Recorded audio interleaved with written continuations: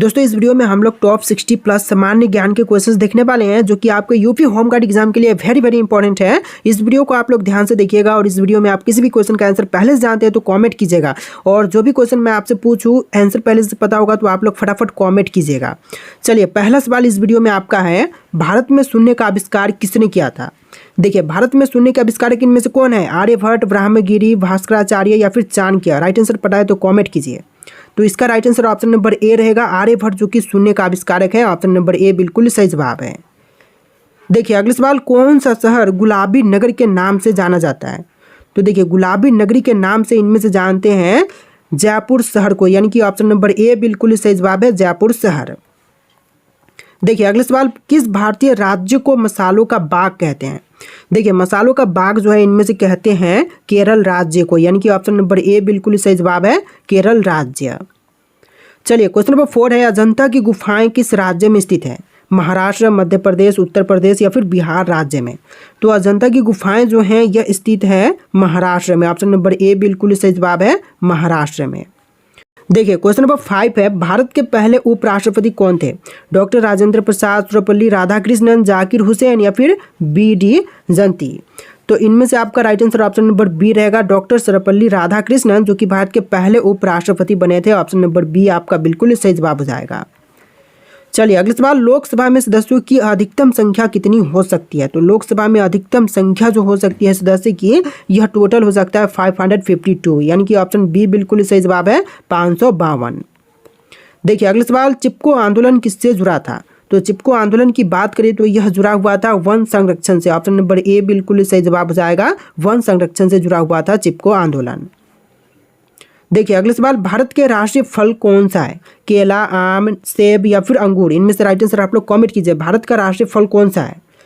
तो इसका right answer option number B रहेगा, आम जो कि भारत का राष्ट्रीय फल है। ऑप्शन बी बिल्कुल सही जवाब है।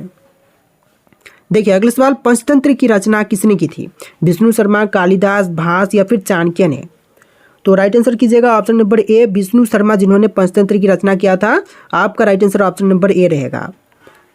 देखिए नेक्स्ट क्वेश्चन, कथक किस राज्य का शास्त्रीय नृत्य है? दोस्तों कथक की बात करें तो यह शास्त्रीय नृत्य जो है उत्तर प्रदेश का हो जाएगा, यानी कि ऑप्शन नंबर ए बिल्कुल सही जवाब है, यूपी का। देखिए अगला सवाल, झीलों की नगरी के नाम से कौन सा शहर जानी जाती है?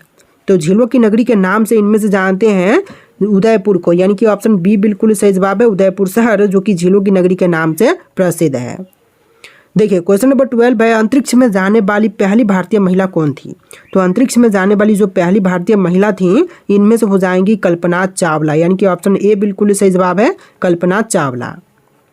चलिए क्वेश्चन नंबर 13 है, भारत में पहला परमाणु परीक्षण कब हुआ था? तो पहली परमाणु परीक्षण की बात करें तो यह हुआ था 1974 में, यानी कि ऑप्शन नंबर बी बिल्कुल सही जवाब है, 1974 में। देखिए क्वेश्चन नंबर 14 है, अंतर्राष्ट्रीय योग दिवस कब मनाई जाती है? दोस्तों अंतर्राष्ट्रीय योग दिवस की बात करें तो यह मनाई जाती है 21 जून के दिन, यानी कि ऑप्शन नंबर सी बिल्कुल सही जवाब है, 21 जून के दिन। चलिए अगला सवाल, किस उपकरण से भूकंप की तीव्रता मापी जाती है? तो देखिए भूकंप की तीव्रता जो है इनमें से मापी जाती है सिस्मोग्राफ से। ऑप्शन नंबर सी बिल्कुल सही जवाब है, सिस्मोग्राफ से। देखिए आपका अगला सवाल, दुनिया का सबसे ऊंचा जलप्रपात कौन सा है? तो विश्व में सबसे ऊंचा जलप्रपात की बात करें तो इनमें से हो जाएगा एंजल फॉल जो कि विश्व का सबसे ऊंचा जलप्रपात है। आपका right answer option number C रहेगा। देखिए अगला सवाल, भारत का राष्ट्रीय जलीय जीव कौन सा है? डॉल्फिन, मगरमच्छ, हेल या फिर ऑक्टोपस? तो भारतीय राष्ट्रीय जलीय जीव जो है इनमें से हो जाएगा Ganga dolphin. Option number A बिल्कुल सही जवाब है, गंगा डॉल्फिन। देखिए अगला सवाल, भारत के संविधान में कुल कितनी धाराएं यानी कि आर्टिकल्स हैं? तो भारतीय संविधान में कुल धाराएं जो है टोटल 448 है। ऑप्शन बी बिल्कुल सही जवाब है, 448 वर्तमान समय में धाराएं हैं। देखिए आपका अगला सवाल है, गांधी जी की प्रिय धुन के रूप में कौन सी रचना जानी जाती है? तो गांधी जी की प्रिय धुन के रूप में जो रचना जानी जाती है इनमें से हो जाएगा रघुपति राघव राजा राम। ऑप्शन नंबर बी बिल्कुल सही जवाब है, रघुपति राघव राजा राम। देखिए अगला सवाल, भारतीय राष्ट्रीय कांग्रेस की स्थापना कब हुई थी? तो भारतीय राष्ट्रीय कांग्रेस की स्थापना की बात करें तो यह हुआ था 1885 में। ऑप्शन नंबर बी बिल्कुल सही जवाब है, 1885 में हुआ था भारतीय राष्ट्रीय कांग्रेस की स्थापना। देखिए क्वेश्चन नंबर 21 है, गांधी जी ने दांडी यात्रा कब शुरू की थी? तो गांधी जी ने दांडी यात्रा की शुरुआत जो है 1930 में किया था। ऑप्शन बी बिल्कुल सही जवाब है, 1930 में। चलिए नेक्स्ट क्वेश्चन, ताजमहल का निर्माण किसने करवाया था? तो ताजमहल का निर्माण करवाने वाले इनमें से हो जाएंगे शाहजहां। ऑप्शन नंबर सी बिल्कुल सही जवाब है, शाहजहां ने ताजमहल का निर्माण करवाया था। देखिए अगला सवाल, कौन सा पर्वत श्रृंखला भारत की छत कहलाती है? अरावली, सतपुड़ा, विंध्याचल या फिर हिमालय? तो भारत की छत जो है इनमें से कहलाती है हिमालय पर्वत श्रृंखला। ऑप्शन नंबर डी बिल्कुल सही जवाब है, हिमालय पर्वत श्रृंखला। देखिए क्वेश्चन नंबर 24 है, भारतीय संविधान के निर्माता कौन थे? महात्मा गांधी, डॉक्टर राजेंद्र प्रसाद, भीमराव अंबेडकर या फिर जवाहरलाल नेहरू? इनमें से राइट आंसर कमेंट कीजिए। भारतीय संविधान के निर्माता कौन थे? तो right answer option number C कीजिएगा, डॉक्टर भीमराव अंबेडकर, जो कि भारतीय संविधान के निर्माता थे। देखिए अगला सवाल, रामायण के लेखक कौन है? दोस्तों रामायण के लेखक इनमें से हो जाएंगे वाल्मीकि। ऑप्शन नंबर बी बिल्कुल सही जवाब है, वाल्मीकि जो कि रामायण के लेखक हैं। चलिए अगला सवाल, संयुक्त राष्ट्र संघ की स्थापना कब हुई थी? तो संयुक्त राष्ट्र संघ की स्थापना की बात करें तो यह हुआ था 1945 में। ऑप्शन नंबर सी बिल्कुल सही जवाब है, 1945 में।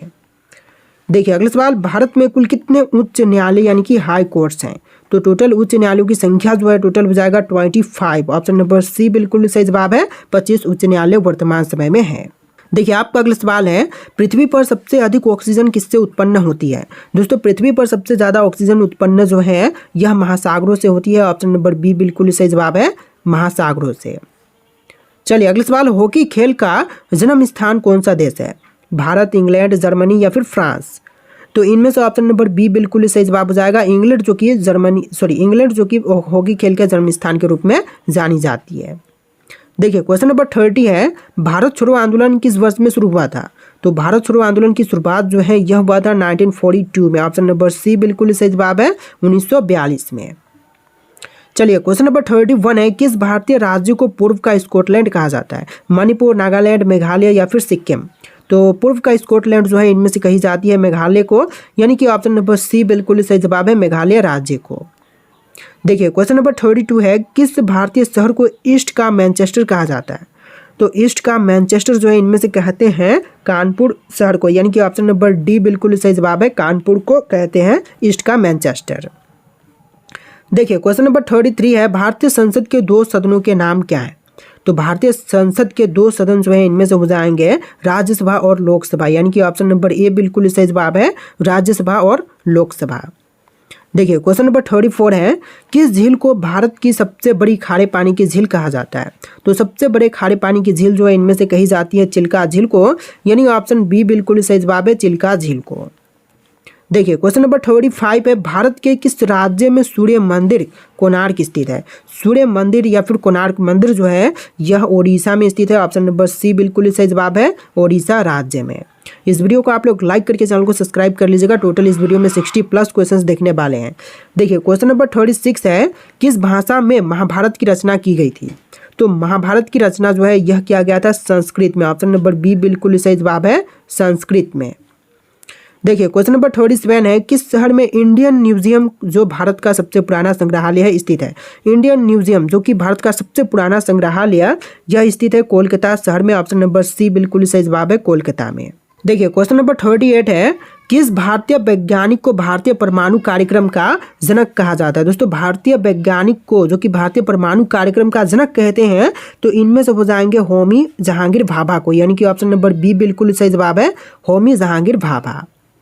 देखिए क्वेश्चन नंबर 39 है, किस वर्ष भारतीय रुपया पहली बार दशमलव प्रणाली में परिवर्तित किया गया था? तो भारतीय रुपया जो कि पहली बार दशमलव प्रणाली में परिवर्तित किया गया तो इनमें से हो जाएगा 1957 में। ऑप्शन नंबर सी बिल्कुल सही जवाब है, 1957 में। देखिए क्वेश्चन नंबर 40, डॉल्फिन किस प्रकार के जीवों में गिनी जाती है? मछली, स्तनधारी, उभयचर या फिर सरीसृप?